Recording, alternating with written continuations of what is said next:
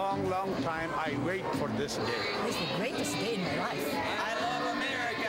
I would rank today as my very top of the line on my best days of my life. يوم أسعد يوم بحياتي وأنا سعيدة شفتكم.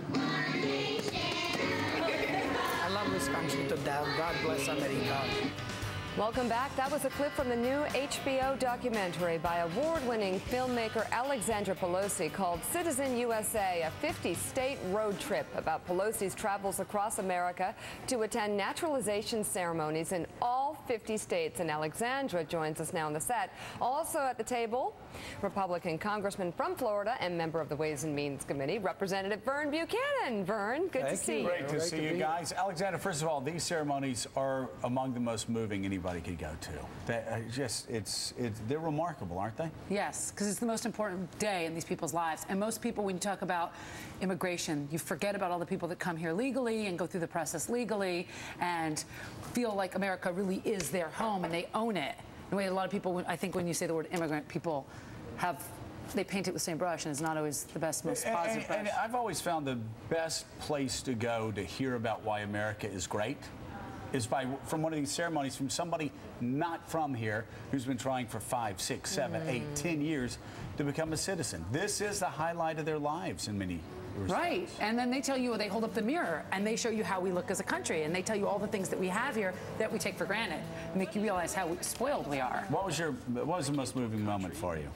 Well, I met a lot of people. You know, I'm a young lady with a camera, and I travel alone across the country, and I'd meet a lot of people, and they'd say to me, "Where are you going now?" And I'd be like, "Oh, I'm going to the hotel, and then I'm going to drive to Indianapolis tomorrow." And they'd say, "Alone? By yourself? How are you going to?" "I'm staying in a hotel." "How are you going to do that?" There's a lot of countries you can't drive as a woman. You can't check into a hotel alone as a woman. Wow. So a lot of that was sort of, even though they'd been here long enough to be naturalized, still coming to terms with how free you can be as a woman in this country traveling around. It's always struck other people more than it struck me. And for newly naturalized citizens, they look at the front page of the Washington Post and they see somebody. Look, I don't know who that is. Listen to this. So I get my Starbucks coffee provided by Morning Joe, and look how they spelled my name. P-A-L-O-S-Y. Well, so I don't know who that lady is. Exactly. I'm Alexandra Pelosi today. If you kept the majority, it would have been spelled right. See?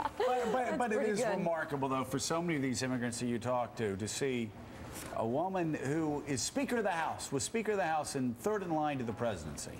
You're ancient history, honey. We're moving on.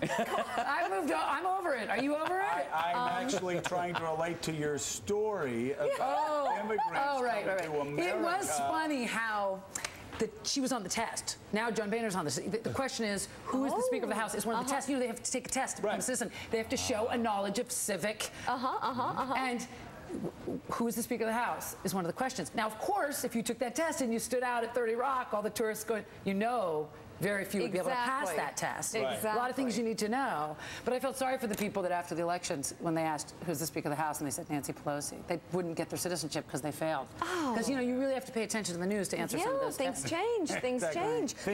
You intersperse these newly naturalized citizens with really interesting names.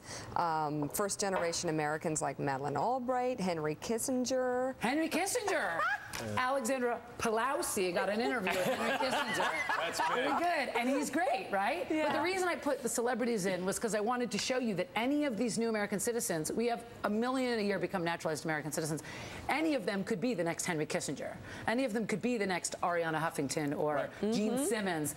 You know, that's cool. Reinvent popular culture all around the world. So Vern, obviously Florida, the state of Florida, is a state with a lot of immigrants, some legal, some illegal. How do we have this sort of immigration reform that gets the best and the brightest across the world and brings them to America?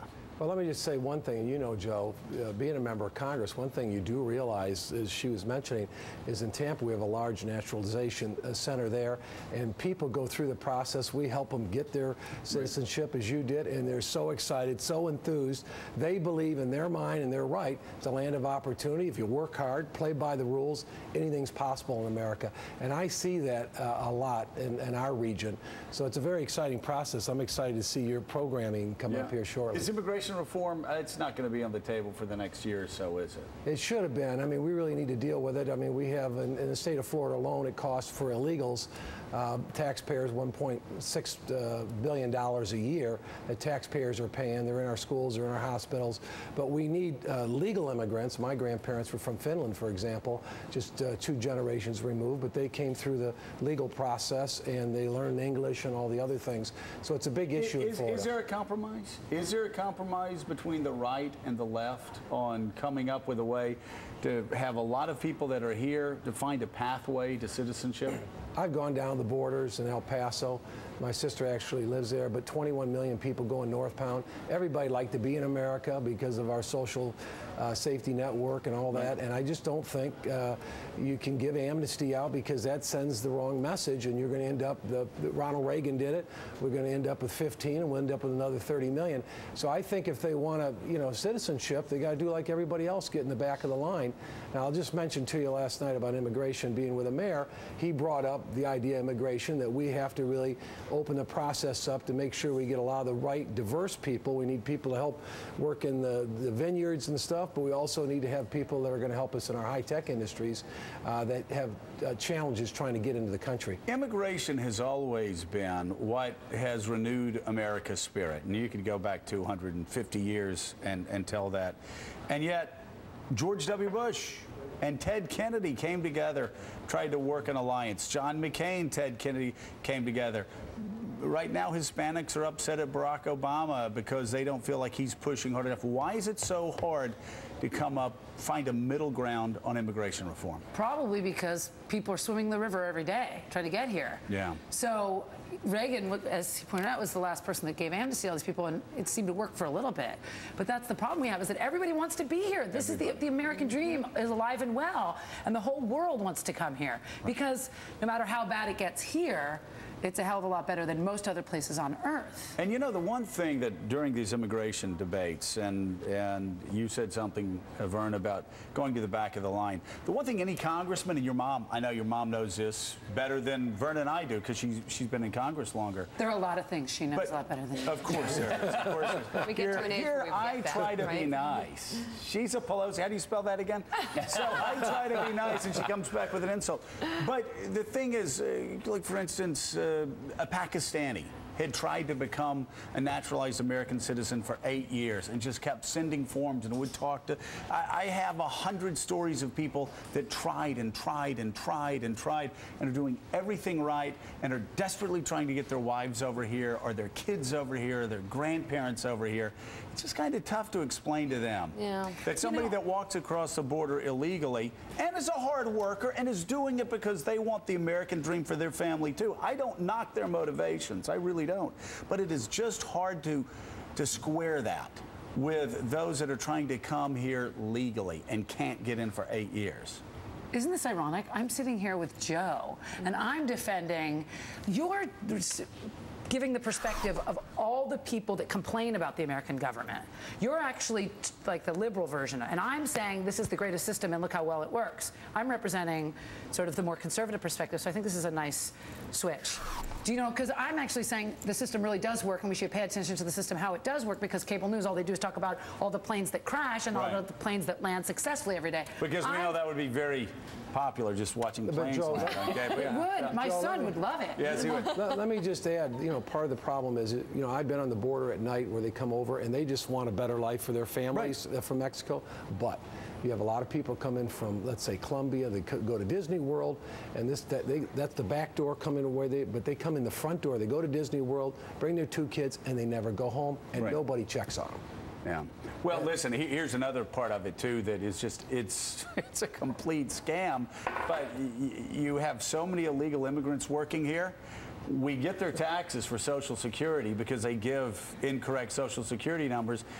And we don't really check up on them because guess what? We're never going to have to pay out those benefits. So for everybody that says, oh, well, illegal immigrants, they use our schools and use it. Yes, they do. But at the same time, we get, and this on Ways and Means, we get billions of dollars from illegal immigrants for Social Security, for FICA, that we're never paying out. Yeah, they're paying 7%. That's a good point. And the employer's matching 6-7. So you're getting 13% of whatever they're earning that gets kicked into the treasury. And you know how they work it is they'll let somebody work on a site for 6 months. And then they'll say, oh, your social security number's wrong. And then they'll go, oh, okay, and they change a digit and say, we'll get back to you in 6 months. And by the time they catch up with them, the project's over.